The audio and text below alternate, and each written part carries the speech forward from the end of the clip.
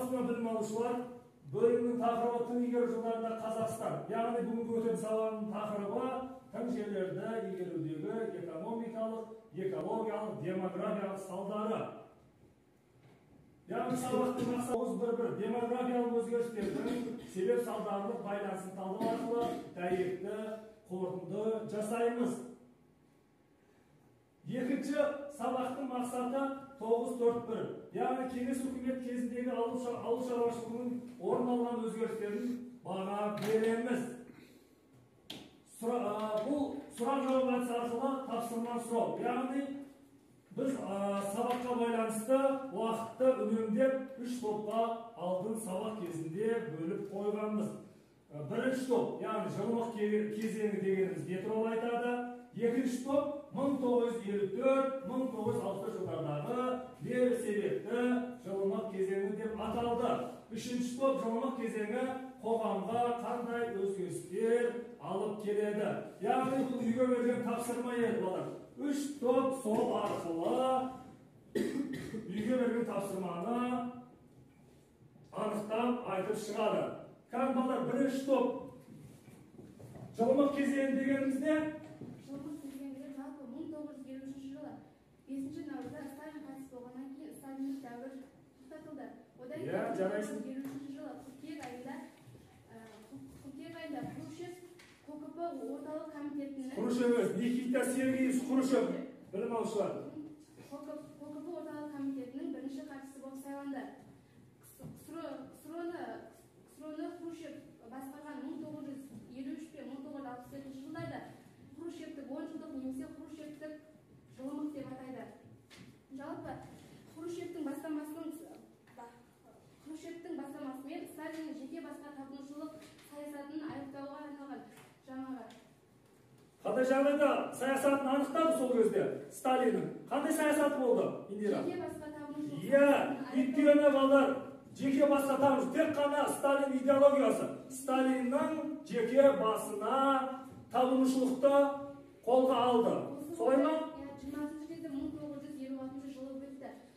Осылайша қоғамдық саяси өмірде жылымық басталды. Тарихта бұл кезеңде жылымық деп атау себебі КСРОның қоғамдық саяси өмірінде демографиялық және де кешірімділік және де үдерісі болды. Кешірімді үдерісі болды. Айтады ғой, ақтап алу.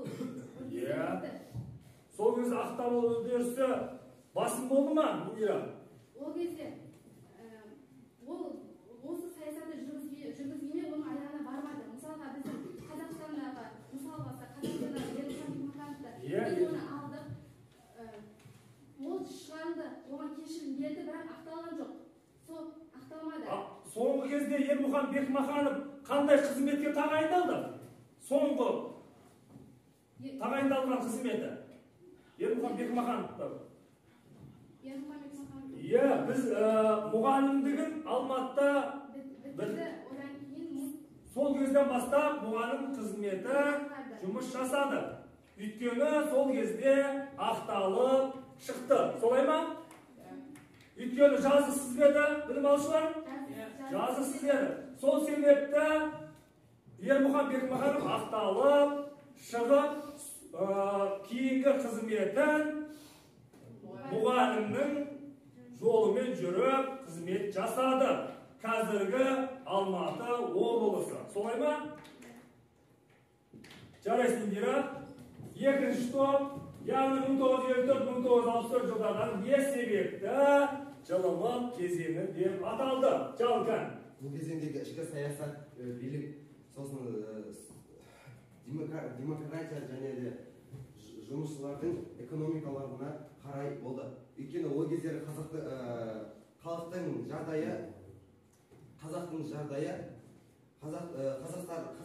және халықтардың жағдайы өте жоғары сапада болды. Әркім өз пәтерін ала алатын болды. Сол кездері Николай Сергеевич Хрущевтің көптеген... Николай емес, Никита Сергеевич Хрущев. Білім алшы, қателеспейміз. Никита Сергеевич Хрущев. Николай емес. Сосын Хрущевтің 20 ғасыр 80 жылдары көптеген уәде беруі болды. Өйтіп ол уәделері іске аспады.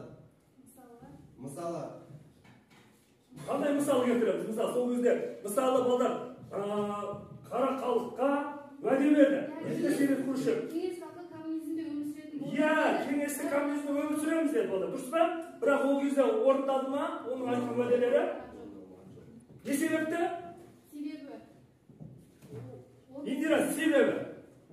Жалғастырамыз. Жалының сөзін. Себебі ол кездерде бәрібір партиядағы не не дейді? Партиядағы қандай мәселе? Партиядағы адамдардың біразы өздерінің қара басыңлары. Иә, өйткені өз қара басын ойлаған себебінен сол кездегі жағдай. Халықтың жағдайы, халықтың жаңа айтады ғой, құрылыс үйлерінің жұмысы атқарылу керек еді, бірақ оларды міндетті бірінші орынға қойған жоқ. Оларды екінші орынға қойды да. Одан кейін бұл кездегі жылымық кезеңіндегі ішкі саясат сол кездегі диктатураның жақсаруымен сипатталады. Дұрыс. Сол кезде Хрущев неге отырған кезде, қанша жыл сайланған кезде. Иә, неге Хрущев қанша жыл сайланған екен? Бірінші әрекеттері. Жарас Индира, сол жалғасы. Көптеген үйлер соғылды. Иә. Халықтардың үйге деген сенімдері өте анық болды. Және де ол кездері холодильник, мысалы холодильник, киім тігу деген аппараттарды, магнитофон деген аппараттарды шыға бастады. Пайда болды. Сол кезде қара халықтың жағдайына әсер етті ма? Ол кезде әсер етпеді. Өйткені өзің айтып жатсың, холодильник, магнитофон шығып жатыр деп жатсың. Соған қарағанда қазақтың өзіміздің қара халықтың жағдайы жақсырақ болды. Заводтар ашылды. Киім тігу заводтары да, өзіміздің еліміздегі заводтар да қосыла бастады. Уәдесінде тұрды ма? Бірақ уәдесінде 50-50 болды десек те болады. Иә. Себебі өйткені Қазақстан елінің заводтары іске аса бастады. Мысалы, айта кетсек, киім тігу заводтары да пайда бола бастады. Киім тігу. Соған мысал келтіріп өтпедік балдар. Біз кешегі сабақта, өткен сабақта айтып өткен жағдайымыз бар. Мысалы, басқот деген кәсіпші дұрыс па? Сол біздің әкеміз, атамыз, соның бәрі, бабаларымыз емес, әкеміз, атамыз, соның бәрі киді. Өйткені басқот деген керемет біздің костюм шалбарымыз. Балдар, сол дәлел ретінде мысал ретінде айтсақ та болады. Ары қарай жалын. Қосымша деректерді айта кетсек. Иә, қосымша деректер. Бізде ол кезде хатшылардың өзі Қонаев, мысалы Дінмұхамед Қонаев балдар. Толық есімімен Қонаевтар болды. Осы 1953 пен 1963 жылдардың ішінде осы хатшылар жеті ауысты. Үшеуі ғана қазақстандық болды. Үшеуі қазақстандық болды. Ол кездегі Исупов деген Дінмұхамед Исупов емес балдар. Дінмұхамед Қонаев, білім алушылар, қателеспейміз. Хатшылардың ауысуы біздің халықтың жағдайына да нашар әсер етті. Өйткені балдар, мынандай білім алушылар, ауысым бойынша ауыса бергеннен кейін сол кездегі қара халықтың жағдайы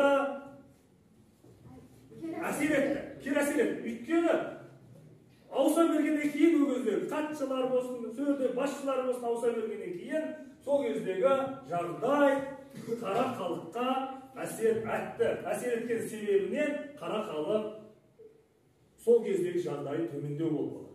Ары қандай ой қосасың? Сол кезде не үшін 1960 себепті жылымық кезең деп атады? Соны тоқталып өтші. Не үшін? Не себеп? Ол кездері Қазақстан еліндегі жағдайға байланысты көптеген қымбатшылықтар болды деп ойлаймын. Себебі ол кездері көптеген машиналар да шыққан жоқ. Ол кездері металл өндірді, дұрыс па? Бірақ өндіргенімен ол кезде машина шығармады. Өйткені біздің кәсіпорындар, кіші кәсіпорындарымыз бар, басқа шығаратын заттарымыз біз шикізат ретінде басқа елге экспорттан. Өйткені біздің сол кездегі жағдайымызға байланысты бізде шикізат өндіре алмады. Себеп қандай жалпы? Себеп қандай түсіндіресіз? Көптеген проблема деп айтсақ та болады. Иә. ол кездер проблема зауыттардың іске аспауы, көптеген көтерілістерде болған кездерде болды.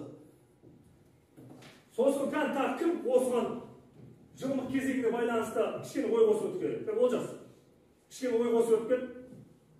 Бекзат, кішкене ой қос, осыған, осы тақырып бойынша, топ бойынша 1954 жылға байланысты.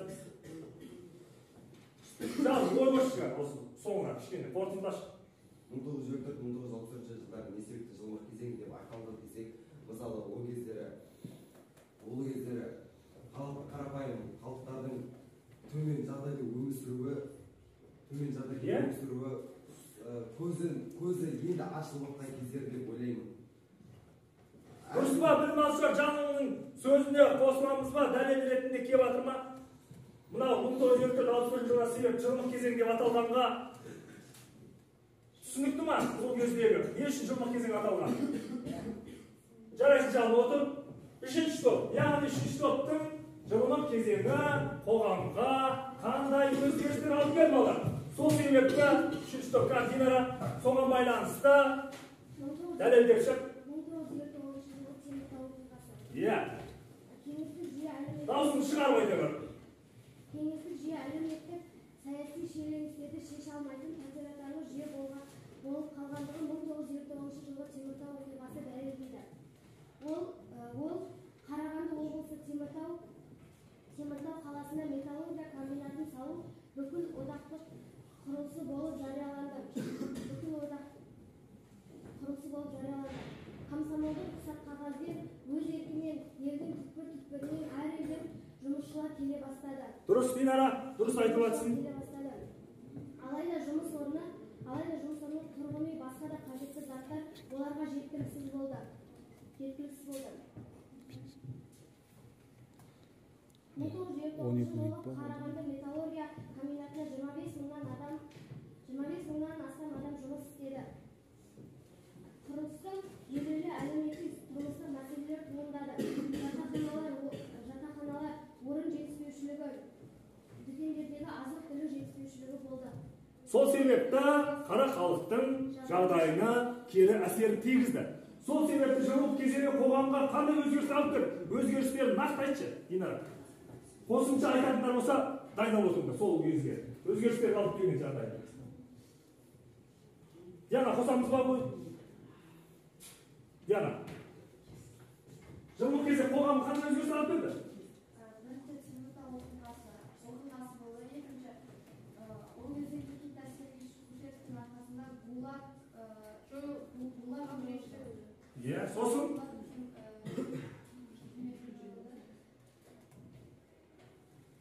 Одан кейін Динара.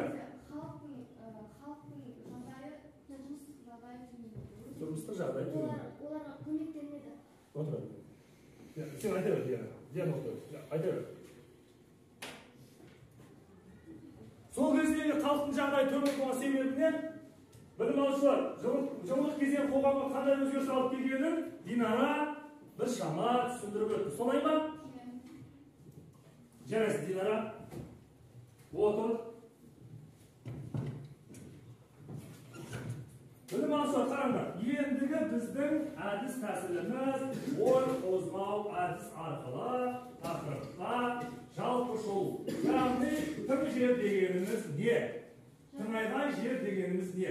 Осы сұраққа жауап жазамыз, жауап береміз. Қай топ бастайды кәні балдар? Бірінші топ, Байбек кәні? Тың жер дегеніміз игерілмеген және қолданылмаған жерлерді тың жер деп атаймыз. Жарайсың. Тыңайған жер дегеніміз игерілген, қолданылған, біраз уақыт қолданылмай қалған жерді айтамыз. Жарайсың, Байбек. Дұрыс па, білім алушылар? Енді балдар қараңдар. Тың жер табиғи күйіндегі құнарлығы сақталып тұрған ғасырлар бойы жыртылмаған жерлерді. Жаңағы Байбектің айтқан сөзінің жауабы. Екінші сұрақ, тыңайған жер ұзақ уақыт бойы өңделмеген, жыртылған жерді айтады екенбіз. Байбек білім алушылар дұрыс айтқан ба?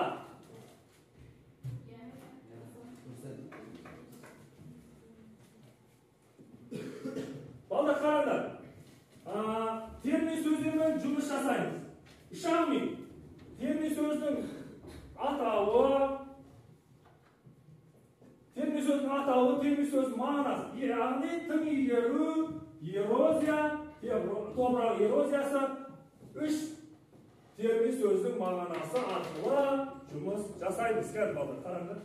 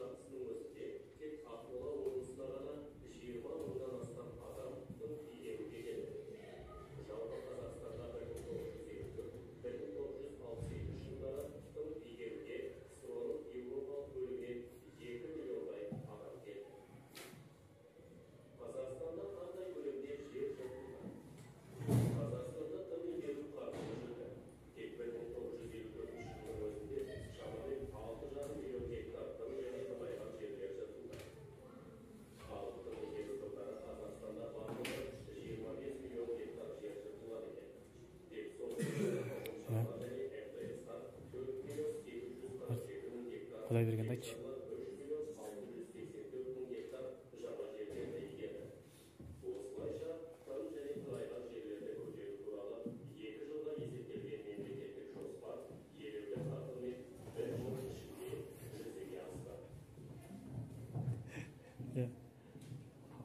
Белгісіз.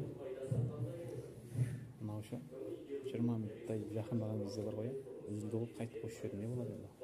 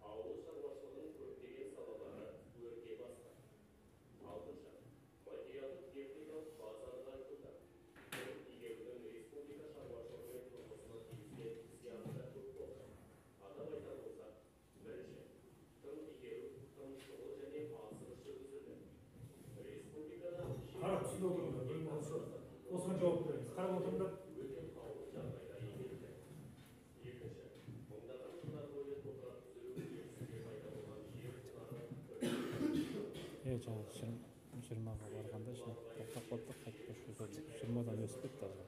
19-ға барғанда тоқтап қалды. 23 минут дейін болды.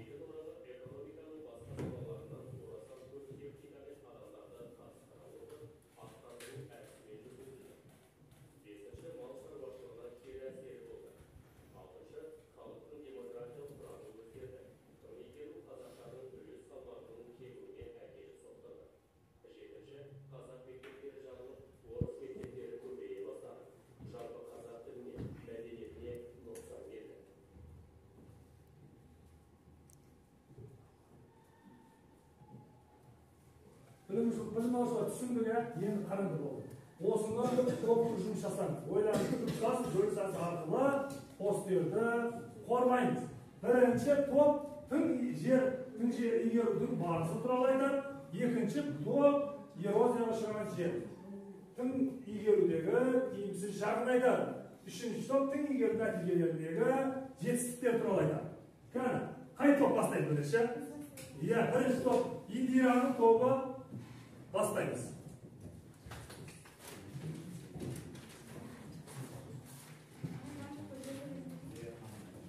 Жұмыс жасаймыз болды. Осы үш топ бойынша жаңағы берілген, пост берілген жұмыс жасаймыз.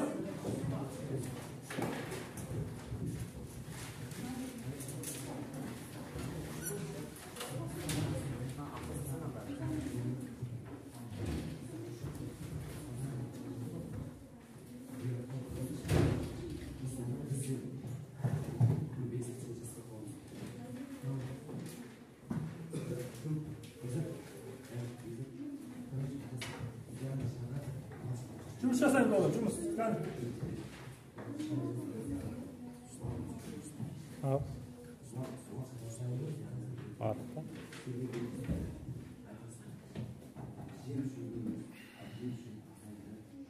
Түсінді қоя білін алшы. Қалай жұмыс жасап жатыр көрейікші кән. Бәріміз қатысамыз кән.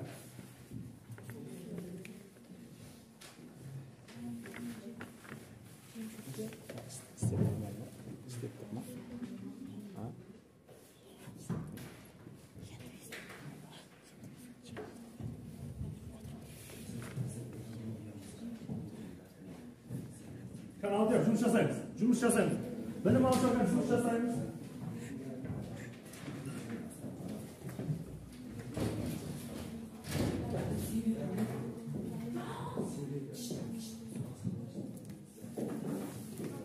Бірінші топ қандай жұмыс жасап жатыр екен? Көрейікші білім алушы. Бәріміз қатысып, бірінші топтың тың жер тыңайған игерудің барысы туралы жазамыз, анықтаймыз, талдаймыз.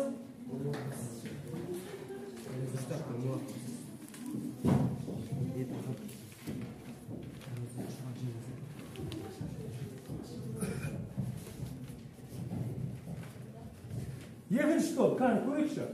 Эрозияға ұшыраған жердің игерудің тиімсіз жағын айтамыз. Дұрыс па?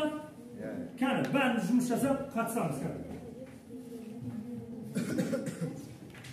Бәріміз жұмыс жасаймыз. Қане, көмектесеміз. Иә. Мысалы, былай қарап тұрса, ауыл шаруашылығында мал сол кездегі тың игеру кезіндегі тоқтап қалды ма? Қайтып қойшы.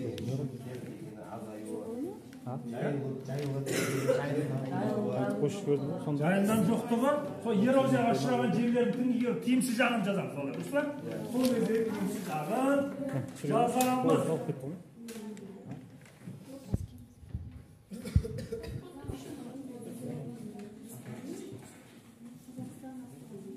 Жазамыз. Бітті. Білім алушылар сол топ қорғайды. Қане, бекзат қорғаймыз ба? Бекзат қорғайды. Тыңдаймыз қане. Бізге берілген сұрақ эрозияға ұшыраған жерлер. Мал шаруашылығына көптеген зиян тигізді. Жер жыртқаннан кейін жайылымдардың азайғандығынан малдардың сапасы 50%-дан кем болды.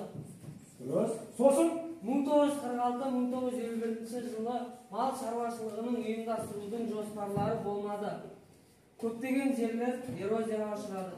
сол себепті білім алушылар қорытындылар келе эрозияға ұшыраған жер адам келді деп айтылды. Ол 2 миллион адам бәрі жер жыртқаны да бар. Ол дәлелденген нәрсе. Ал мал шаруашылығы, біз өзіміз мал шаруашылығын қорғауды шештік. Бізде мал шаруашылығын қорғауды шештік. Өйткені ол кездері малдардың азаюынан, жердің жыртылғанына мен кінәлі деп ойлаймын. Өйткені азық-түлік болмады, астық болмады, малдың жем шөбі болмаған себебінен қысқа дайындық болмады. Өйткені ол кездегі малдың жағдайы астыққа байланысты нашар болды. Өлім көп болды малға. Одан кейін ол кездері бізде қысқа деген жағдайы вообще болған жоқ. Айта кетсек, қысқа деген малға деген тамақтары да аз болды. Өйткені көптеген картошка, помидор еккеннің себебінен бізде жоңышқа дегендер, яғни малдың азығы болмағаны байланысты сол кезде халықтың жағдайы тұр. Жарайсыңдар, алар екінші топ, жарай қорғап шықты, жарайсыңдар отырыңдар, бірінші топ тыңдайшы. Бірінші топта тыңдай. Яғни алар бірінші топтың тың жер, тың егердің басы туралы айтады. Кім қорғайды, кім қосымша мәлімет береді.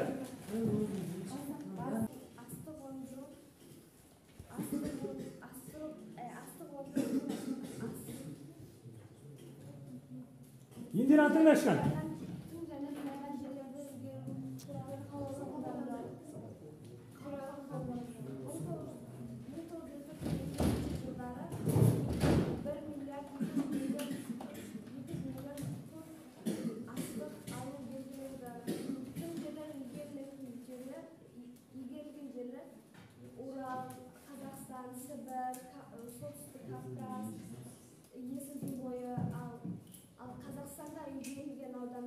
Көкшетау, Ақмола, Қостанай, солтүстік Қазақстан, Торғай, Павлодар облыстары болды. Сол кезде болған жағдай, Яка Индираны толықтырып өтейік.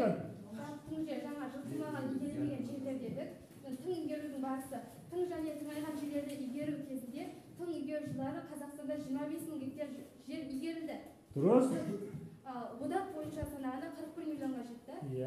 Одан кейін Қазақстанда егістік жерлердің көлемі артты. Астық өндіру көлемі жағынан Қазақстан одақта екінші орынға шықты. Қазақстан жерінде көптеген тұрғын үйлер, құрылыстар және де мәдени объектілер салынды. 10 мыңдаған шақырым жолдар төселді. 100 деген совхоздар құрылды. 1954 жылы 120-дан астам елді мекендер көбейді. Сол кезде 1954 жылы. Барысында енді соңғысы халықты азық-түлікпен қамтамасыз ету біршама өсті. Жалпы сол кезек барысында осындай бізге жағдайлар. Біршама өсті, яғни халықтың жағдайы. Тың жерлер бойынша қосымша ақпарат айта кететін болсам, тың игеру, тың жерлерді жыртып және оларға табиғи өнімдерді егіп, табиғи өнімдерді егіп, одан өнім алады. 1954 жылы 23 қаңтар мен 2 наурыз аралығында Компартия орталық комитетінің съезі өтті. Ол съезде қазақ халқының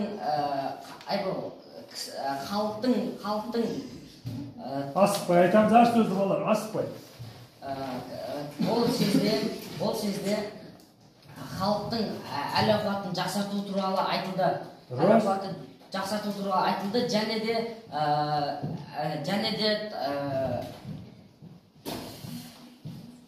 Және де қандай болды сол кезде, Дәулет? Және де халықтың тамағы халықтың жағдайын және де тамақтарын бағасын бір қалыпты ұстауға бұйрық берілді. Дұрыс? Бұйрық берілді. КСРО мемлекеті 41,8 гектар, 48,1 мың гектар жері өңделді де, ал Қазақстанға 25,5-і тиесілі болды. Дұрыс. Соған астықтар егілді ма, егілмеді ме? Егілді. Жартылай Қазақстан жеріне берілген жеріне егілді. Өзіне КСРО-ға сол кездері берілген жерлерге. Өйткені балдар, сол кезде КСРО мен Қазақстан бірге болған себебінен ол кезде біріктіру есебінде екі жақты бірдей тең ұстау керек. Бірақ тең ұстамады. Өйткені себебі сол кезде сол кезде ұжымшарлар мен шаруалар, өткен сабақтарда айтты ғой, шаруалар, ұжымшарлар бәрі бірігіп, сол кездегі астықты нені жағдайына біріктіп, бірақ сол кездегі халықтың жағдайы төмен болды. Біздің қорытындыға келетін жағдай. Жарайды. Бірінші отырамыз, үшінші топқа қорытындылайық. Үшінші топтың игерудегі нәтижелерінің жетістіктері туралы айтайық.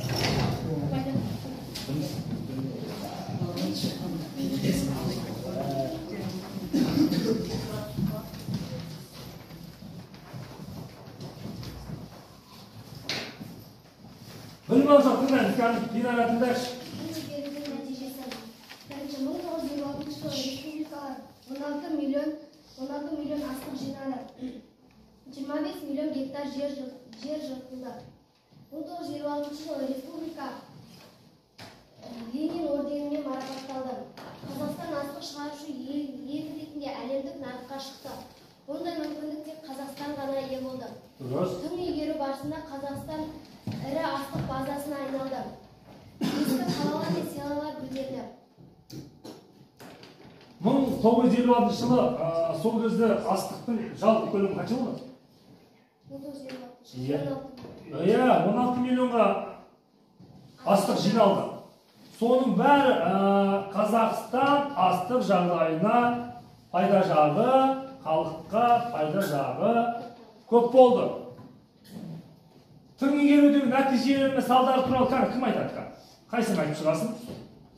Кеңес одағы бойынша 1954 жылы 13,4 миллион гектар тың жерлер жыртылды. Және де Қазақстанда 1954 жылы 6,5 миллион гектар, яғни барлық жыртылған жерлерде 50% болды.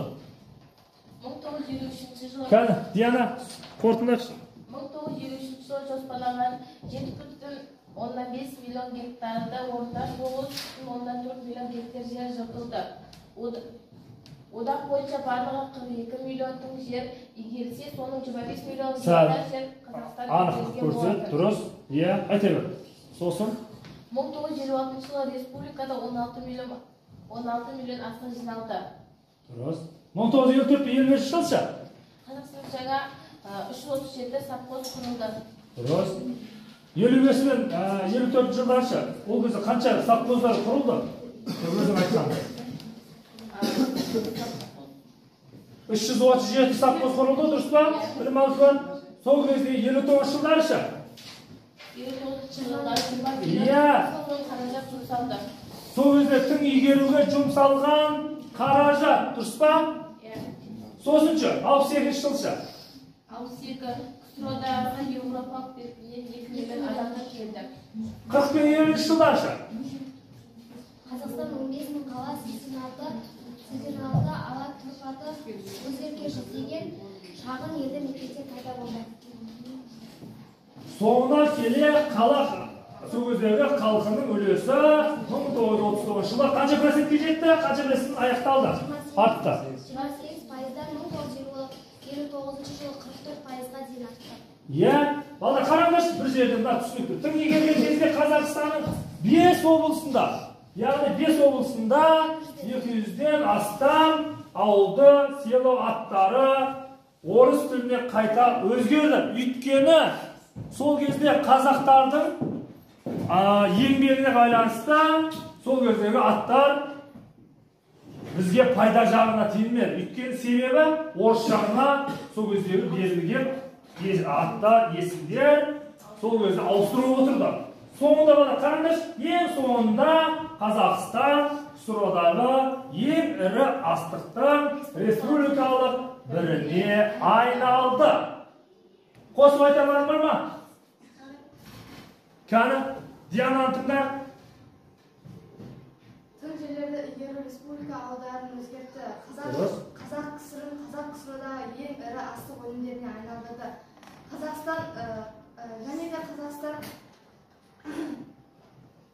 Қазақстан ең ірі астық базасына айналды. Ленин орденімен марапатталды. Тың игерілген жерлерді қатты бидай жақсы сұрыпталып, нан пісірер ұңдарда жақсартылды. Соның арқасында қаржы салынып, жаңа қалалар пайда болды және ауылдар мен селолар гүлденуіне ықпал етті. Дұрыс. Қосып алынған қорытынды ретінде үшінші топ қорытындылап шықты. Жарайсыңдар, білмеуші бәрі отырамыз. Білмеуші қараңдар енді. Келесі тапсырмамыз, үшінші тапсырмамыз тарихи диктант әдісі. Бүйірде бірінші, яғни 6 сұрақ берілген. 6 сұрақтың тың игерудегі науқаны ресімін ұлттық демография ерекшеліктерді жауабы қандай екенін, сосын екінші жерінде халықтың ғұрпына дәстүрлі мәдениеттің ескерткішіне жауабын айтамыз. Осы 6 сұрақтың жауабын 3 топ орындап шығамыз. Сол себепті мен таратып берем 3 топқа, осыны топ бойынша жұмыс жасаймыз. Қараңдар. Қарап, жауаптарын тауып жазамыз.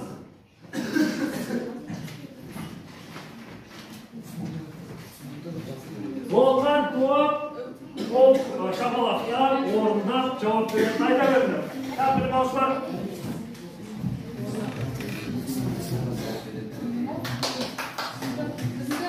Бірінші топ болды.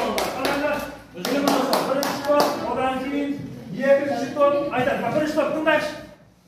Тың игеру науқанына республиканың ұлттық демографиялық ерекшеліктері ескерілмеді. Сол кезде ескерілмеді. Екінші сұрақ. Жергілікті халықтың ғұрпына, дәстүріне, мәдени ескерткішіне менсінбей қарау орын алды. Дұрыс. Сол кезде менсінбей қарады. Дұрыс па? Үшінші сұрақтан кім айтады үшінші сұрақ? Екінші топ. Шеттен келген Қазақстан қалалық жайлап алу жағдайын тек солтүстік өңірлерді ғана емес. Шымкент, Жамбыл, Алматайының және өзге қалалардың кәсіпорындары да осылай істеді. Төртінші сұрақ. Ақмола қаласының аты қандай? Снегоград деп аты өзгерді. Есімен алып тұрады. Үшінші топ тыңдашы. Үшінші топ есімен алып. Демография ахуалы қандай қазақ тілінде орын алды сол кезде? Демографияда ахуалдың орыс тілді тұрғындарының пайдасына шешілді. Қазақ тілі мен мәдениетті ауыр жағдайға ұшыратты. Дұрыс. Қазақ мемлекеттерінің саны күрт кеміді. Қазақ мектептерінің саны күрт өзгерді. Жарайсыздар екен, білім алушылар отырыңдар. Енді сабақты қорытындылап келе жеке жұмыс, яғни борт журнал әдісі арқылы сабақты қорытындылаймыз. Тақырып бойынша оқушылар келесі мазмұн кестесі толтырады. Берілген тақырып бойынша бұрыннан білетін мәтінді оқып білгенінің болжамдар, тың ақпараттар туралы 4 кесте берілген, 4 кесте бойынша жұмыс жасаймыз. Яғни балдар алдарыңа мына парақты бердім жаңа. Сол себепті соған орындап жұмыс жасаймыз. Жұмыс жасалған топ қол шапалақтап жауаптарын, білгеннің болжам, тың ақпарат деген 4 кестеге жауаптарын жазамыз. Бәрін топқа қатысамыз. Ойларын, пікірлерін бөлісіңдер. Балдар бұл топтық, жұптық жұмыс. Сосын жеке жұмыс. Үйерде бөлек отқан жоқ, сол себепті топтық жұмыс жасасақ та болады. Жеке жұмыс жасасақ та болады.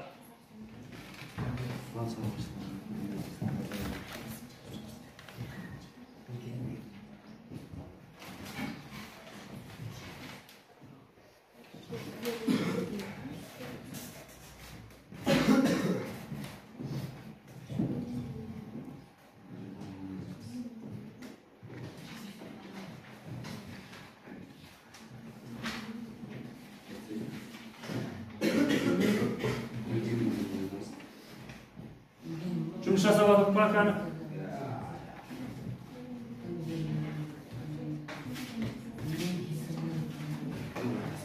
Нақты жауап беріңіз. Қатысамыз кәні Сұлтан. Қатысамыз. Ой пікірлерін, Нұрислам, ой пікірлерін қосамыз.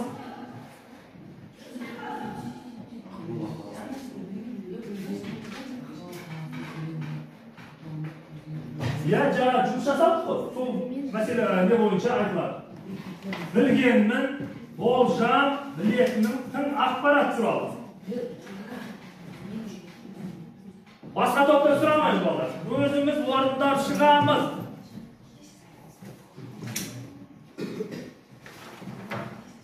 Индира тез жазған. Тоғы болғанда тез жазып орындаймыз. Жұмыс жасаймыз. Қазір қай топ болды?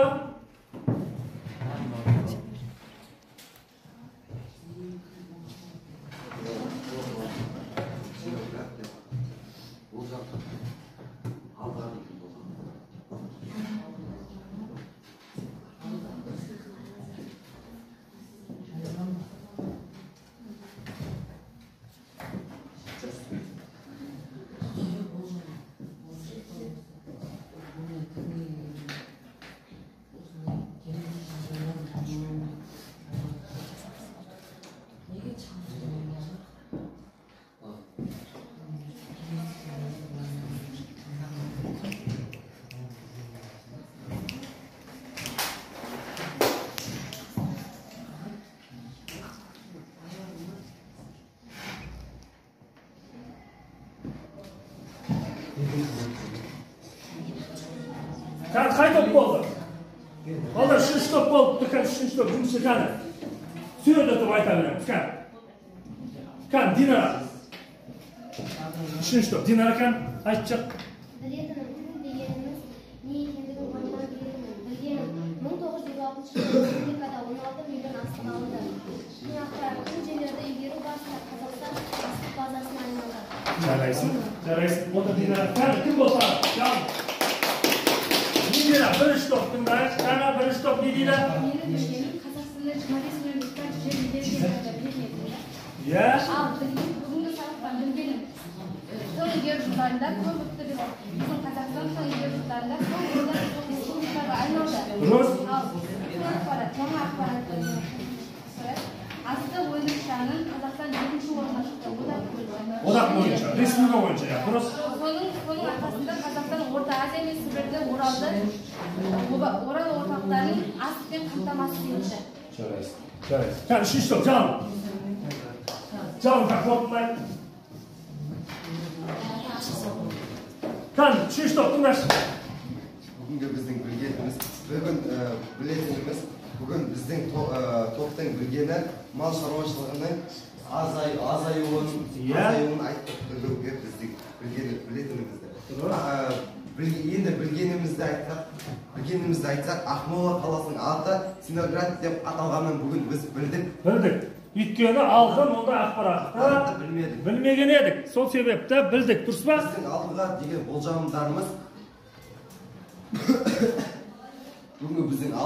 болжамдарымыз егер шаруашылығының келеңсіз жағдайлардың болмауындығын алдыға қарай болжаймыз деп ойлаймыз. Тың ақпаратты айта кетсек, топырақтың ішінен бұзылған эрозияның бұзылуының кесірінен эрозияға ұшырады деп айта аламыз. Жарайсыңдар. Жарайды, білім алушылар отырамыз. Бүгінгі сабағымызды қорытындылап келе, бірінші тапсырма жылымық кезеңін түсіндік, дұрыс па? Қайталап қорытындылап шықтық. Сосын жаңа сабағымыз тың және тың игеру жылдары, яғни Қазақстандағы тың және тыңайған жерлерді игеруді жалпылама жаңа сабақ ретінде түсіндік. Бүгінгі сабағымыз аяқталды. Үйге тапсырма жаңа осы сабақты қорытындыла келіп, тесттермен жұмыс жасап, осы сабақты оқып келеміз. Жарайсыңдар бәрі, сау болыңдар.